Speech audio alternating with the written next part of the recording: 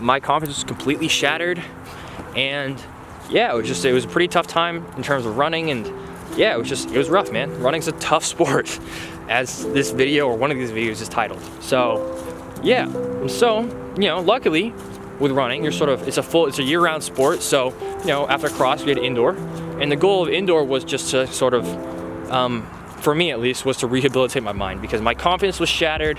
I had no belief in myself as a runner anymore. I was sort of like, why am I still doing this? Because I'm absolute garbage at it. So, my goal was really to just build my confidence back and, prove to myself that I could actually do it, that I could actually still run at a decent level. So,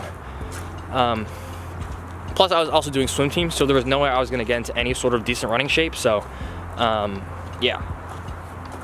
Did swim team, but I was trying to develop my mind and build up more confidence and believe in myself again. And so, first race back, I ended up running a pretty tactical 4:25, which was an indoor PR, not bad at all. Pretty happy with it given all the circumstances. And then I ended up running a 9:36 3200 like 2 weeks later, which is not terrible. Again, not that bad. But I'm not in any sort of shape, so yeah, probably as good as I could have run given all the circumstances. And then, comes postseason.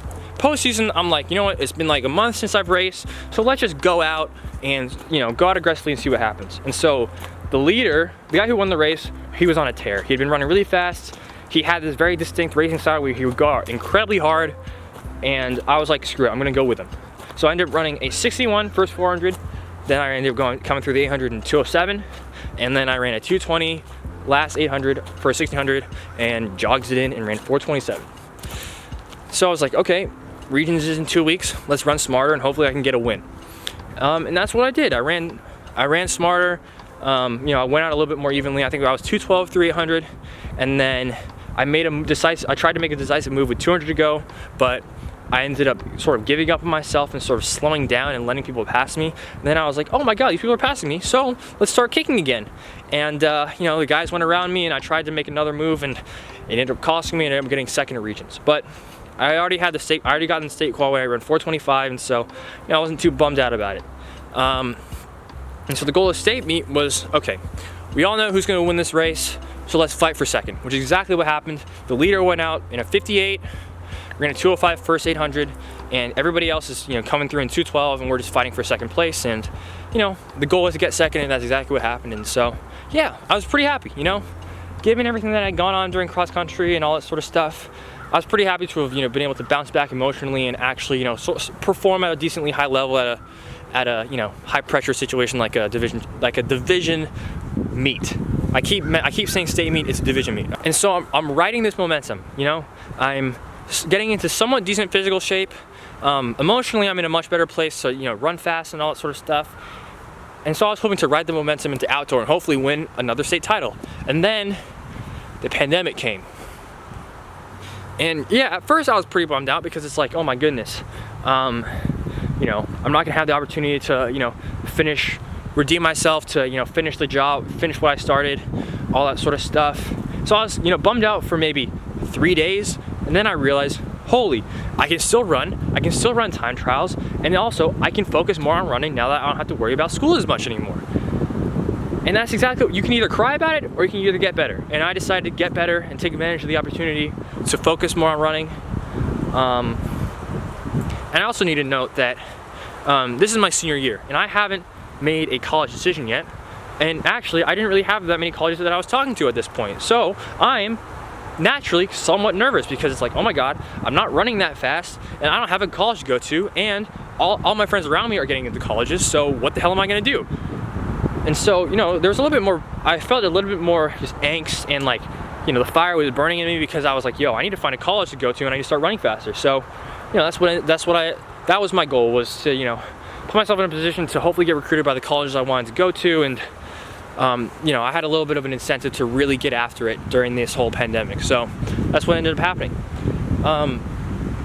My first round of time trials came, in like April, where I ended up running a 159 800, finally breaking 2 in an open 8, and I ended up running a solo 424 1600.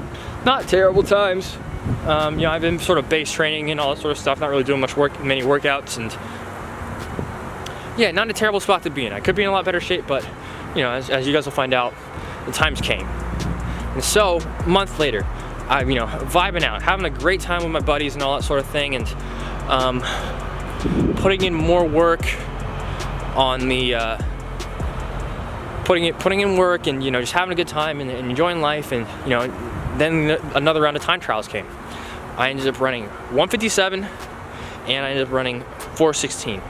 So yeah, 2 new PRs, and at this point, and it was at this point that, like, in my head, the floodgates had opened. You know, I didn't have these sort of, you know, when I choked during cross country, I was a 418 2 flat guy. Now I was a 416 157 guy. So I didn't have that sort of emotional bearing over me anymore, and the floodgates were open. And now it was like, all right, here we go. You're a new person. You're the best version of yourself you've ever been. So let's go and get after it. And so that's exactly what happened. You know, a month later, I ended up running. Actually, sorry, a week after running 416, I had the opportunity to drive out at about an hour and race some of the better guys my age in the state of Virginia. I ended up getting a nice win. We ran a pretty tactical 800, going on to 58, and I ended up running 155 for the 800, which was beyond anything I thought I was ever gonna run if you'd asked me in like January. So I was pretty stoked about that. And then 2 weeks later, I ended up running 413 and 154 in another set of time trials. So I'm pretty stoked, and I'm, you know, reaching out to more colleges, getting you know, talking to more coaches, and just overall just, you know, really loving life. Like I've just sort of been saying, I've been, you know, continuing to hang out with good friends of mine and all this sort of thing, and just loving life. And so yeah, I was just riding the momentum, and the big goal for the summer was to break 410 for 1600, and I had my chance to do that. I had a pacer who's gonna help me through 1200. He's gonna run 62s, and hopefully we're gonna come through the 1200 at sub 410 pace, which is exactly what happened. Shout out to my pacer, he did an awesome job and made the race for me. And I ended up running 409. This was easily the best race that I've ever run up to this day, for now, hopefully. And yeah, I was just it was on this day. It was, I don't know, I was unbreakable up here. My mindset going in was, I don't give a shit about how much this is gonna hurt. I don't care about how much pain you think you're gonna be in. You're going to do this because this is something that you want to do, and you love the sport, and you're just gonna sacrifice your body for it, and you're gonna get it no matter what. And that's what ended up happening. And you know, I was really happy afterwards. It was pretty crazy to, you know, put all your thoughts into actions and actually execute on your plan, and sort of have everything go how you had envisioned it to go. Because this was something that I've been waiting for months now. I've been waiting for this breakthrough race to finally run 410, which has been my goal for so long, and I was able to do it, and it was awesome. It was the best day ever. And so now it's like, holy, you just ran 409 for 1600, which converts to like a 411 mile, something like that. So you're in really good shape. Let's find you a race. So the big race for the season was going to be the pro mile at the Music City Distance Carnival, which is an awesome meet. Really grateful to have been able to run it during a pandemic.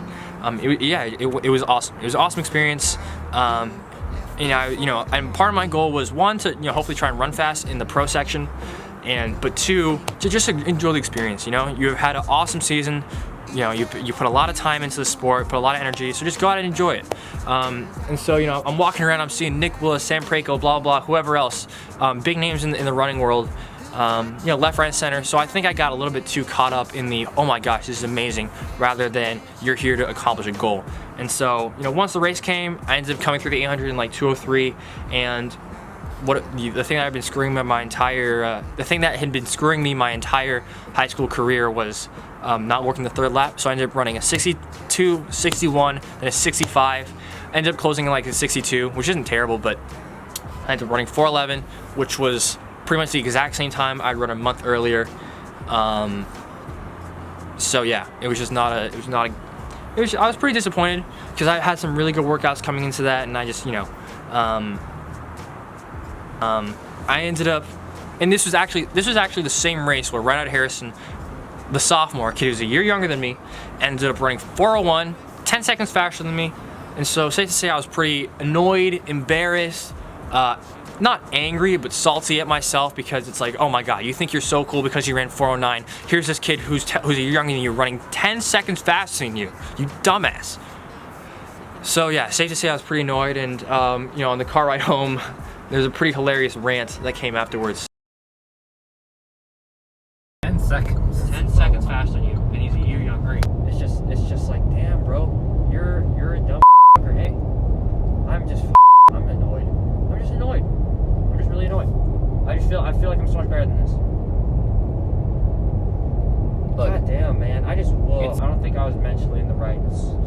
I think I was just too relaxed, you know? Too relaxed. That's like what it comes down to. I was just too relaxed. I wasn't invested enough. I was more just like, damn, I'm fanboying a little bit. Like, there's Nick Willis sitting right there. And he's like, you know, it's all good for you to be like this, but take care of business. Nick Willis didn't take care of business. Granted, it's not like I ran a 4:17 or whatever. I ran 4:11, for God's sake. We're talking about yeah. This. But like, and so since then, you know, I took my 2 weeks off. I was really just trying to enjoy, you know, life and not having to worry about running and all sort of stuff. And I think it was like 2 or 3 weeks later, I ended up committing to Dartmouth College. Awesome day.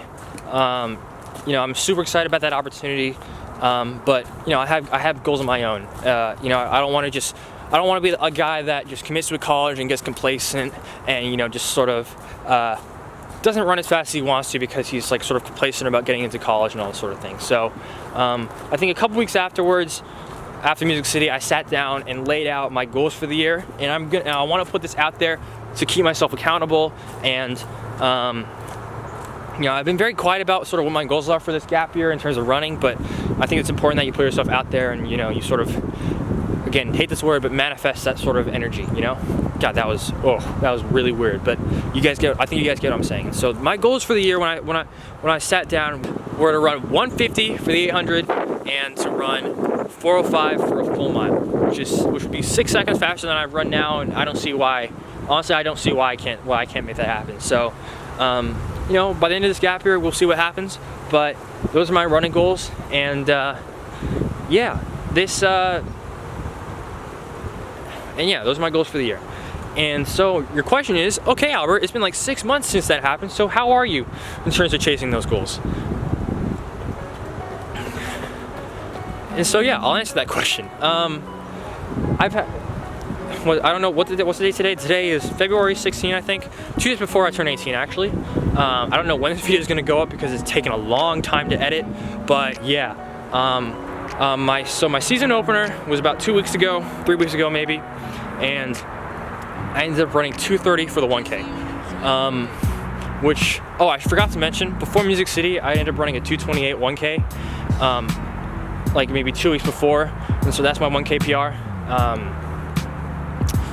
But yeah, I ended up opening this season at VA Beach, which is a awesome track for the record. Running 2:30. Not a terrible race. It wasn't a horrible race. You know, I executed my plan somewhat decently. There's been certain things that happened behind the scenes that could have screwed in my head that I didn't really get to me. So to my credit, that was not the worst race in the world. I just ended up tying up and running a 31-second last 200. So yeah, not the best race in the world, but not the worst start, you know?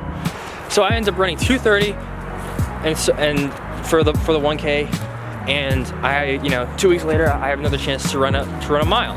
And so I'm like, all right, you know what? Let's go. You're in really good shape, so it's either you run 4:11 or bust. And this was the worst race I've probably had since Foot Locker.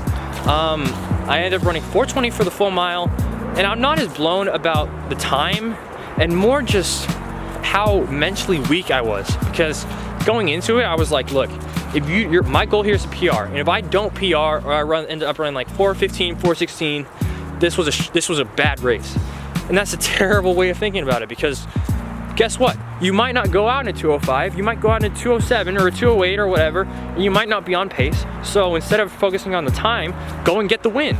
So what ended up happening to me was, you know, we come through the 800 in like 2:07, and I'm like, yo, this sucks, this hurts a lot, and we're not on pace. So I just straight up gave up on myself, and you know, it's still really annoying. This happened like 5 days ago, so it still is really pissing me off. And yeah, I straight up just gave up on myself, and yeah, that's something that I'm working through as we speak. So yeah, I was so, you know, set on what result I wanted that I wasn't, you know, focused on, I focused on the process of the race and wasn't focused on running tactically smart and, you know, showing guts when it mattered and all sort of stuff. And I just was content with having a bad race. Or at least I was for the last 400, but seeing that I haven't shut up about it the last 4 days, pretty clearly I'm not okay with it. So I guess, I don't know what my point is with all that, but what I'm saying is, I guess it's just like, I don't know, I just had a loss of motivation out there, you know? It's very hard to explain, but it's just like, you know, when you go to that place in a race where you're not thinking and you're sort of very much just acting on instinct, you're doing it because you have a deeper meaning to why you run. And yeah, and just my problem was that I didn't really have that. So once it came to show some guts and show some instinct, I didn't really have that sort of support system in my mind backing me up for, like, you know, didn't have any sort of reasoning as to why I was doing this, you know. And so, but when push came to shove, I folded in my head and I just gave up on myself, which is a really bad feeling, and I don't want to ever feel like that ever again. But, you know, obviously this is a brutal sport, and yeah, shit like this happens. So, you know, I think I've done a pretty good job of sort of processing what went wrong, and, you know, hopefully I'll do better next time, and I'm very confident that I will. And I guess my point with all this is, you know, that running is a really hard sport. You have to be so mentally in tune with who you are, what you believe in, and what your goals are for you to go out there and perform, and I just wasn't. And well, running is an unforgiving sport, and if you're an arrogant asshole like I was, you'll get punished for it, and that's exactly what happened to me. So, I don't know, this is somewhat of an abrupt ending to this whole, I don't know how long this video is, probably 40 minutes, but yeah, it's a very abrupt ending to this. And last point I want to make is just like, you know, I think the title, I said it to be continued.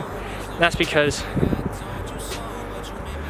actually I don't really know what my point is, but yeah, I don't know. I'm not satisfied with where I'm at. I want to get way better, and I wanted to make this video to sort of look back on, you know, what I've been able to overcome, what I've been able to achieve as a runner, and realize that, you know, as long as I keep doing this, as long as I have love for it, nothing I ever do will be good enough. And that's why I do it. That's why I love this, because it's brutal. It shows me who I am, what sort of character I have as a man, and it makes me a better person. So we'll just keep it going. And I cannot wait for when I, you know, be able to turn this around, hopefully, and look back on this and be like, damn, you're an idiot. So yeah, I'll see you guys later. Follow me on Instagram. It's just my name, Albert Valiconia. Cannot promise I'll follow back. See ya. You make me wanna act a fool. You make me wanna do the most.